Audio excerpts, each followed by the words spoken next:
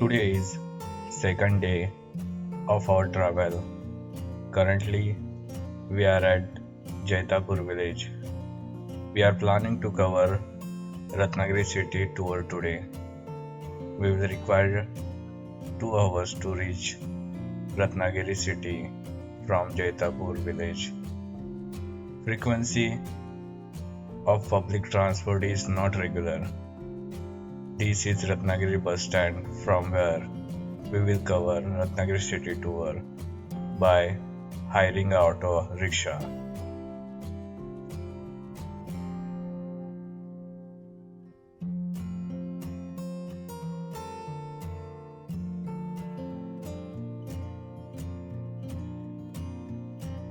Our first place to visit is Thiva Point.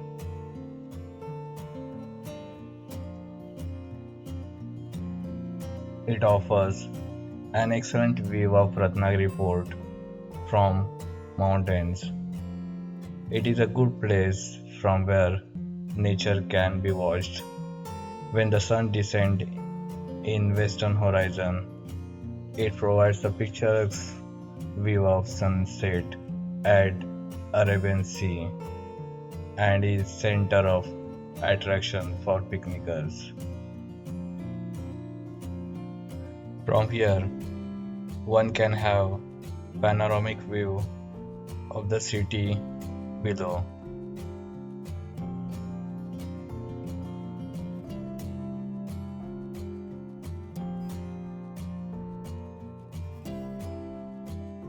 Our next stop is Thiva Palace, which is hardly 1 kilometer away from Thiva Point. But because of COVID problem, Thiva Palace is not open for the visitors yet. Thiva, king of Brahmadesh, now known as Myanmar, was kept in house arrest here. The palace was built by British as per king's advice. By the way, this is the same auto which we had hired yesterday for Ganpati Pule. We have booked this auto for rupees 500 for half day, which will cover places such as Thiva Point, Thiva Palace, Lokmanya Tilak birthplace, Ratnadurga Fort, and Mandivi Beach. I will provide the number of auto driver in description so that you can take his service too. We again got disappointed after reaching our next location, birthplace of freedom fighter Lokmanya Tilak, which is also closed for the visitors owing to COVID problem.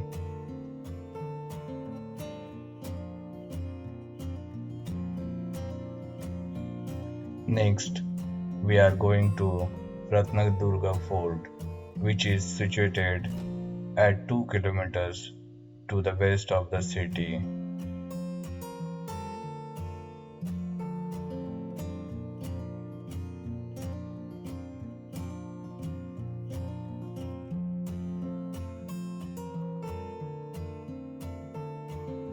Ratnadurga Fort is hardly at height of 100 meters from its base.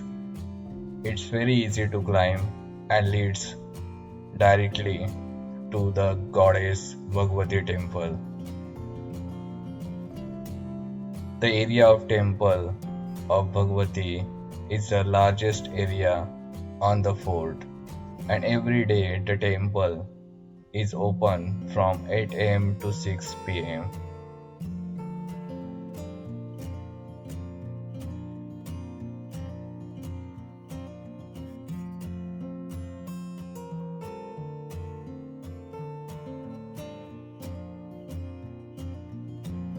This huge fort is spread over 120 acres of land. Ratnadurga Fort is divided into the three parts of Pet, Small Fort, and the lighthouse, as the fort surrounds by the sea from three sides and a lighthouse on the fourth side, the scene looks very picturesque.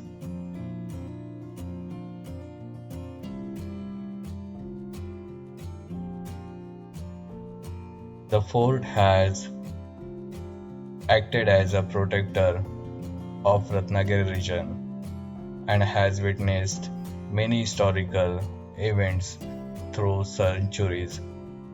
The fort is equally famous for its scenic beauty and charming surrounding that can be seen from the top.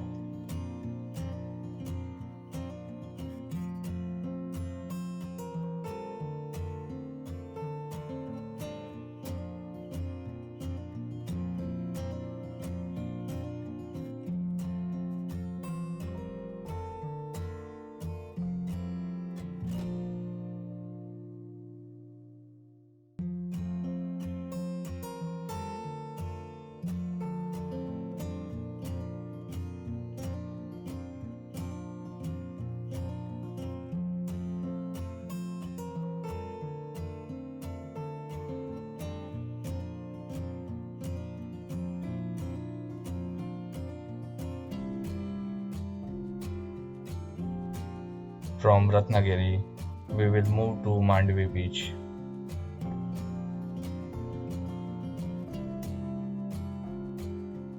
It's afternoon and we took coconut water to fulfill our thirst.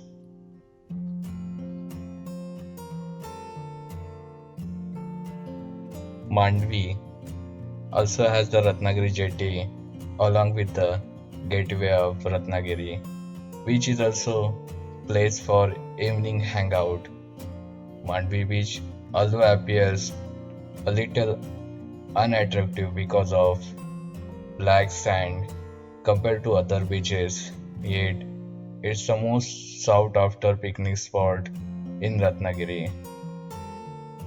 This fabulous construction overlooking the majestic Arabian Sea and provides a unique opportunity to walk through the seashore and enjoy the cool breeze that gently flows from the sea.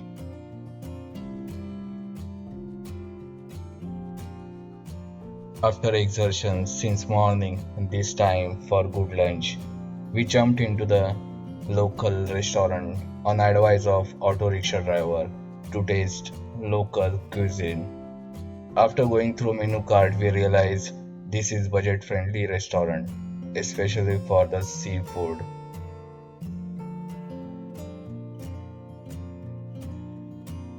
We ordered prawns thali first.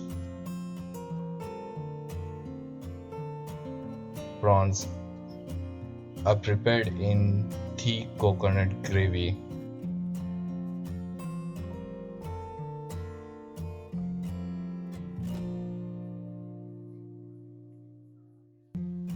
This is a gravy of mackerel fish, but the fish is not present in the gravy.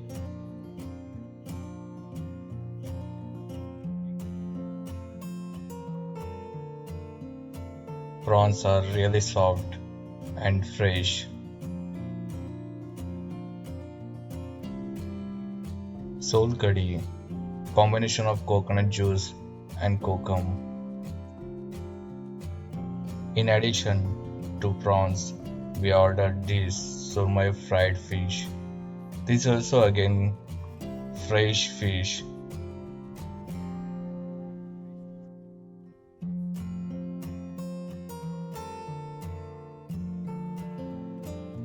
After the end of the meal, we will take next bus around 2 p.m. for Jaitapur. In our next video, we will take you to the weekly local market tour of Jaitapur and place where we are staying right now for 2 nights. If you like, then do subscribe the channel and don't forget to hit the like button. Thank you very much.